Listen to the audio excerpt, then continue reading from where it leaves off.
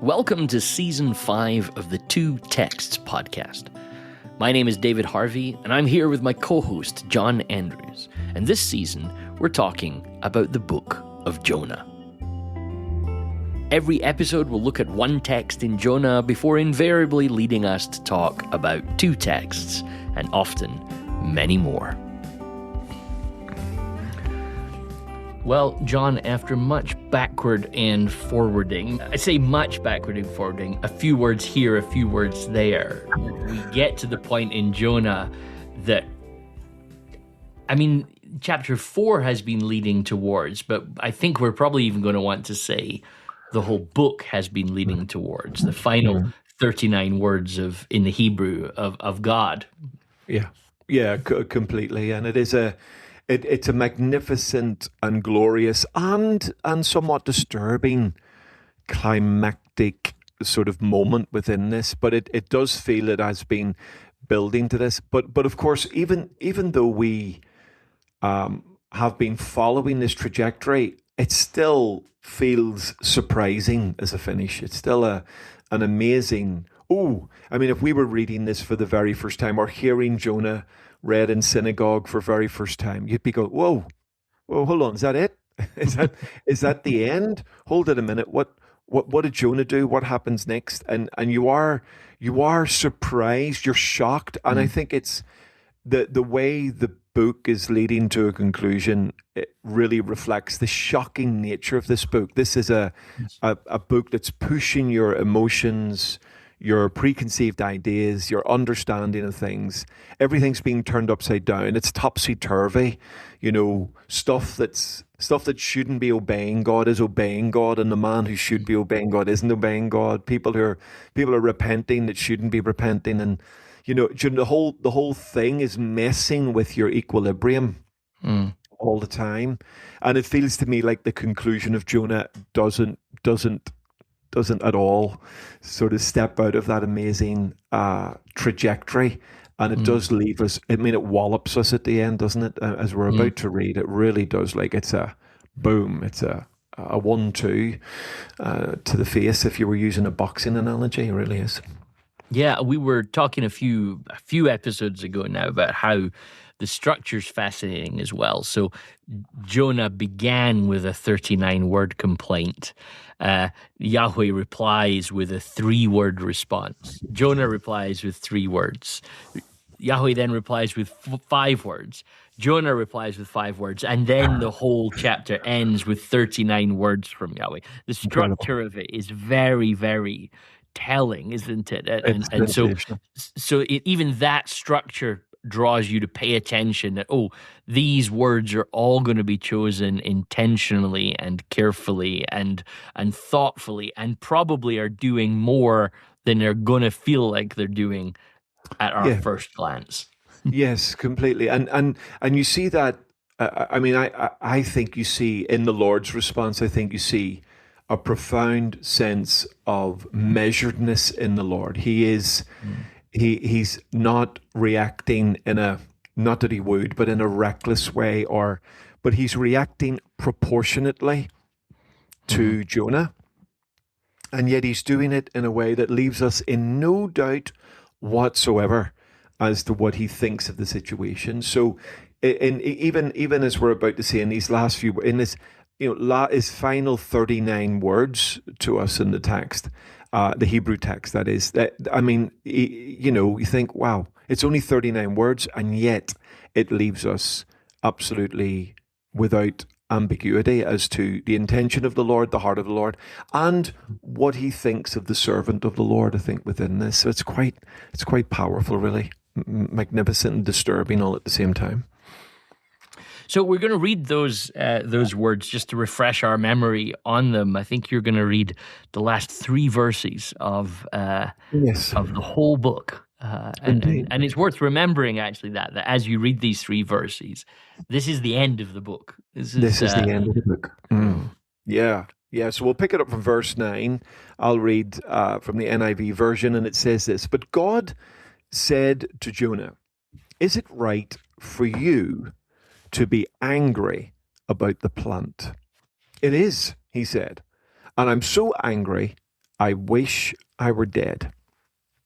But the Lord said, you have been concerned about this plant, though you did not tend it or make it grow. It sprang up overnight and died overnight. And should I not have concern for the great city of Nineveh, in which there are more than 120,000 people who cannot tell their right hand from their left, and also many animals? and then the credits start rolling and the music plays. And I don't know if you've ever been to see one of those movies, John, or there's TV shows or something like that. And it's like you can feel that the ending's coming, but even though it is, my wife and I were literally just watching a TV show last night, and it was building towards something happening. My wife turned to me and she's like, do you think this is going to make it before this episode ends? Yes. And sure enough, just as the big thing happened, the credits started to roll. And there's a level of which this is what's happening here. Is you can tell the ending must be coming. Yeah. But it is a surprise. This is not where we expect it to end. This is not what we're prepped for. No, and to use another sort of cinema analogy, it feels like one of those movies where you certainly get it with maybe the Marvel movies and stuff like that, where you get a little bit of an extra after the credits, right? Yes. So I remember going to see, I think it was one of the Marvel movies, something like that, and I got up to leave, and my kid said to me, "No, Dad, sit down." I said, "Well, it's finished." No, there's more. And so you wait for these endless millions of credits, like millions of credits to go through, and then you get this another bit. Yes. And it almost feels when you come to the end of this and you hit this question, you're going, okay, where's the rest of it? Is there more? Are we waiting for more? Is there a chapter 5 coming up? And of course, again, I mean, because we know there isn't a chapter 5 coming up, it still doesn't take away the sense of surprise and shock at the way the book ends and the tone on which it ends, and in fact the question with which it ends. Yes, no, absolutely. And that, I mean, you've mentioned this before, but I think it's always worth mentioning. That's a surprising ending for this book. It's actually a surprising ending for a scripture book. We don't invariably get an unanswered question at the end of a book, do we? Yeah. I mean, am I correct? I'm 99% certain I'm correct in that this is the only book, certainly in Tanakh, but probably the whole of the Bible, that finishes with a question. Is that correct? I think it's the only book that ends with a question from God. From God. We're on the spot at this exact moment here, which is what people would pay their money for with two texts. But am I right in thinking that Nahum ends with a question? Yeah. But it's not a question from God. But it's not a question from God. Yeah. It's a question to the people. Am I right in that? I'm just looking. Let me just check it. I am checking it. Yes, it is. Right, verse 19, Nahum chapter 3. Yes. Yeah. Yeah, absolutely. But that's a question from the prophet rather than a question from the Lord. So this, I think and it's a bit of a rhetorical question as well.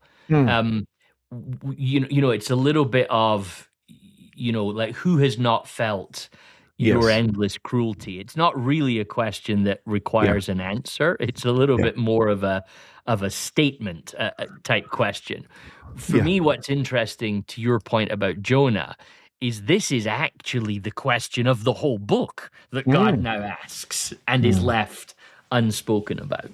Yeah, it is. It is, and you're left again with no doubt of the intention of God. So though there may have been a little bit, I wonder what God's intention is at the beginning of the book. Go to the great city of Nineveh. The wickedness has come up before my face, right? So you get this sort of sense of, this looks like God's on a judgment gig here. But actually, by the end of it, you can see, his intention all along was to save this great city and deliver it. So it is magnificent, really. It's glorious. the developing argument. I've heard some scholars talk about it as a Kal Vachomer type Hebraic argument, where the argument builds from the light to the heavy. Yeah, So what God does in this particular argument is he sort of points out to Jonah, and we need to pay attention to see exactly what's happening. But he starts with a very light-hearted thing, right? Like he talks about the plant, yeah, and if we can try our hardest and almost forget that we know what's coming, right? yeah. But in those very, very few words, right? We go from, in 39 words, God goes from talking about a plant to 120,000 people and their animals' death, right? Which, as far as sentences go, like that's an arc to take people on, right? Yeah, And yeah, I think that's quite interesting. So there's this level where, you're concerned about this plant, but you're not its creator. yeah.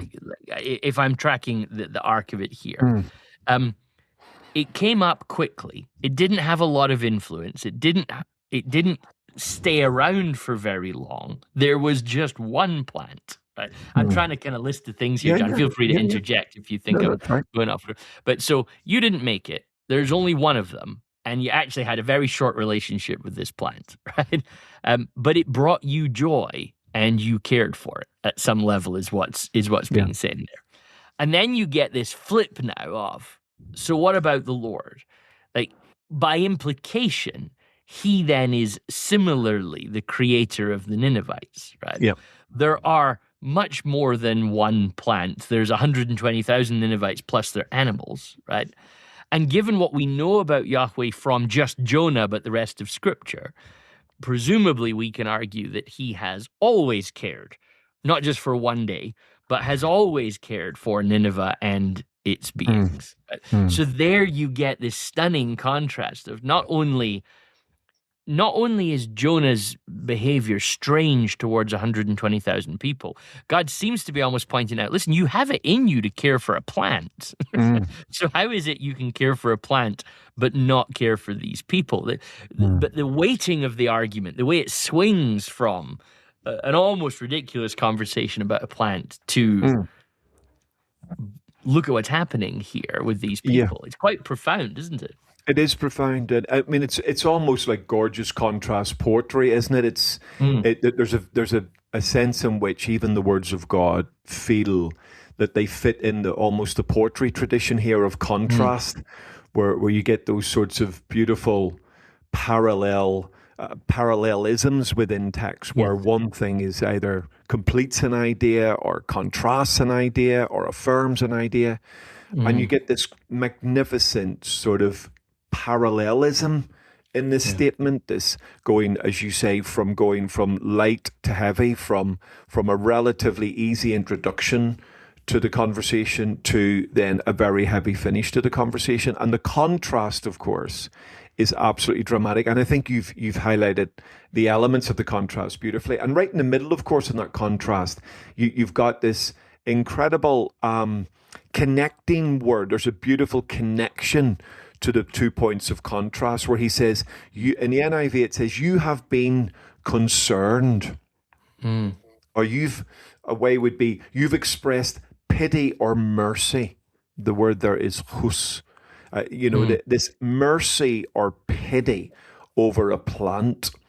And then the Lord plays on that idea and he says, should I not then have pity or mercy on the city? So this incredible sort of parallelism in this beautiful and dramatic and disturbing answer from Yahweh is to show the what looks like the absolute bankrupt, forgive my language, but what looks like the bankrupt stupidity of Jonah's reaction here when compared to a city.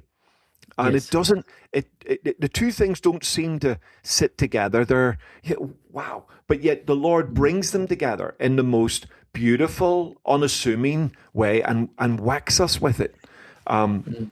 and and draws us into the drama of this contrast moment of plant and pity and city and pity. And I think it's a magnificent piece of poetry or a magnificent piece of prose, however you want to read it. But it's the Almighty doing the genius of what the Almighty does. It's interesting to try and contrast it with Jonah's speech for a second. I'm pondering how God, again saying this respectfully, sort of sets Jonah up, right? That so so if we go right the way back to the beginning of chapter 1, Mm-hmm. you know, isn't this what I said when I was still at home? I knew that you were gracious and compassionate, right? Yeah. Slow to anger and abounding in love, right? And as a result, Jonah wants to die. Jonah feels like an injustice has happened. I think we could say it like that. He Yeah. feels like Yeah. God is not being just, but Yeah. he knows why God is like that because of Exodus 34, right? And we, this Yeah. this stunning quote about God's compassion and slowness to anger. It's interesting how then we see that what the Lord has played here is that Jonah himself is merciful, right? Yeah. Is that all of Jonah's complaints relate to justice. But actually, when this plant dies, Jonah is so angry that he wishes he was dead, right? That his care for the plant has become equal to his own life, and and the comedy here is it's just a plant, right? Yeah. And yet, so it's almost like God has wonderfully drawn out from Jonah that there is mercy in his own heart. It's just misplaced, right? That he will that he will actually have within himself the ability to make the right decision, to see this thing properly, to know the answer to God's question. And I think that's a pretty beautiful notion that I find quite formative. That the Lord isn't saying, "Oh, Jonah, you're unmerciful." Right? He's saying, I'm merciful. You're right, Jonah. I am merciful. And actually, you're merciful too. It's just you need to let your mercy grow. Yeah. Yeah. No, I love that thought. I mean, I do, and I think you can even see it in the development of the questions the Lord asks as you progress in the chapter, as you've highlighted. And because in chapter 4, or verse 4 of chapter 4, after this sort of expression, the Lord says, "Is it right for you to be angry?" So there's this general anger that he's feeling, but then the question develops later in the chapter: angry about the plant, concerned about the plant, and Jonah is so angry that again he expresses again a desire to die. And again, I think it reflects an attempt from the Lord to turn his prophet. He's still trying to turn him. He's still trying to move him away from the entrapment of his own prejudice and his own, now it seems, bitter anger at the Lord. And I think the fact that he is so wrapped up in the plant that he wants to die because the plant has died shows the extent to which his own soul has become embittered. So whatever mercy and pity is there, it's now almost sort of strangled and expunged in this moment. If the Lord was doing what we think he was doing by giving the plant, he was giving a repentance opportunity, a turning moment to Jonah. Yes. Then the death of the plant is Jonah's final opportunity to turn or not, and he doesn't turn. In fact, he seems to be more determined, more angry, more bitter than before. So it does show, like for me, the tragedy that you could have someone, a person who has the potential to be merciful and kind, but if that's not directed and surrendered in the right way, then we can become obsessive about the wrong things, and we can end up actually giving our hearts in a way to the wrong things, which completely take us away Mm, from that which we should be giving ourselves to. When we compare Jonah's pity for a plant that he didn't plant and he didn't nurture and he didn't grow, and he's had at most a 24-hour relationship with in some mm, degree, and you compare that to a city full of people plus their animals, it's mm. preposterous comparison. Like in the cold light of day, we're going, that is absolutely crackers. Like, how does this happen? But it did happen. And it Yeah. happened to a man of God. And a man of God found himself becoming obsessive about something that was relatively valueless in the Mm. scheme of God's plan and purpose. And wow, that's a bit of a shocker, really. Yeah, it's the complexity of God as well, isn't it, for us? That Jonah wants God to be a very particular way. And I think we all do this quite regularly. And it's not that God isn't interested in justice. Of course it's not. But that he's also merciful. And Mm. so and I think, I mean, I can see myself in Jonah. I can see history repeating itself in Jonah. So often we just want God to be just towards the things that we want God to be just towards. But Absolutely. but we want, so I think the tension is, just to name it without trying to be facetious, is that we want God to be merciful towards us, and we want God to be just towards others. and, Mm. uh, Yeah. and at some level, that's what Jonah exposes, our Yeah. hearts, doesn't it? Mm. It does. And of course, we want God to be just towards others that lines up with our sense of justice. Mm, So like our sense, Jonah's sense of justice here was the destruction of Nineveh, mm, but that wasn't God's sense of justice here. So again, mm, I think one of the great challenges we all face is manipulating God into our image, is reducing God down to our worldview and our mm. set of values, which are about what we want, our prejudice, our pain, our aspirations. And we want many times, and one of my greatest struggles over my life as a follower of Jesus is letting go of the propensity to try and shape God into my Mm, world, try and mm, squeeze him into the way I want the world to look and I want it to be. And some of that's desperately selfish, mhm, and driven by my own desires. And others of that is driven by pain, injustice, mm. uh, anger, um, and a sense of, can I even say, David, self-righteousness. All of that can be in the mix, and Mm, in expecting God to line up with me, expecting God to line up with my worldview and mm, do to Nineveh, or whatever Nineveh looks like in my world, and do to my Nineveh is what I want yeah. him to do. And I think Jonah teaches us the pain of that. And also, my goodness, if it can happen to a man like Jonah, who has walked with God, knows the voice of Yahweh, has prophesied before, and has been entrusted with this mission, even though the Lord may have known how this mission may have played out and how the prophet may have reacted. But if it can happen to someone like Jonah, then it can happen to us Mm, in our own world. And I think that's why the book of Jonah speaks provocatively and dynamically, can I even say subversively, into our own hearts. And it reminds us we're all capable of doing and being a Jonah if we're not deeply careful. and of course, leaving God to be God. It's interesting. We mentioned Nahum already in this um, episode.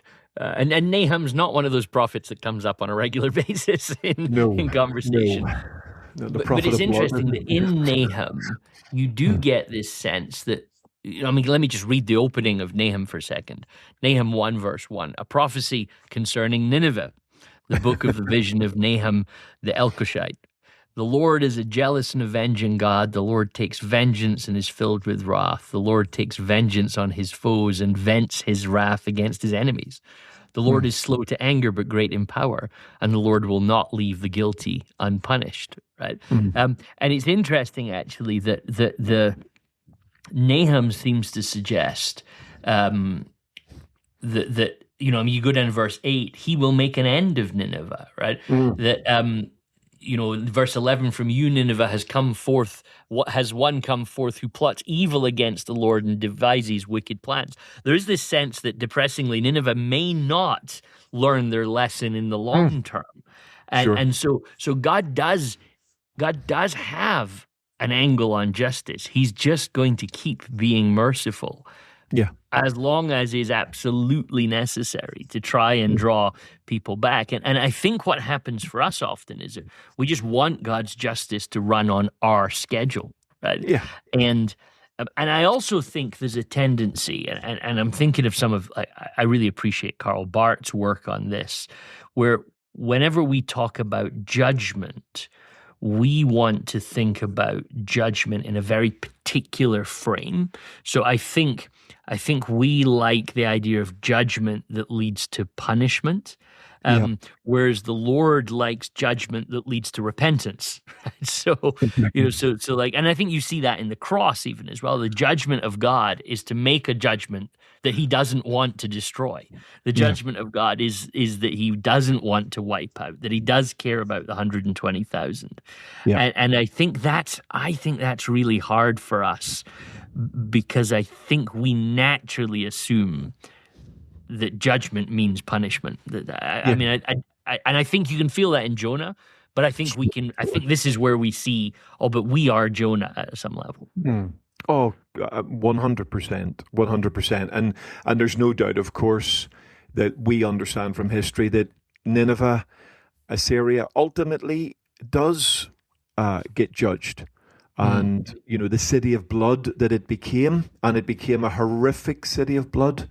And some of the record of what they did to the peoples of the world they conquered, and some of the records of even the fall of Samaria and the sacking of what we call Israel, the northern tribes. I mean, shocking behavior.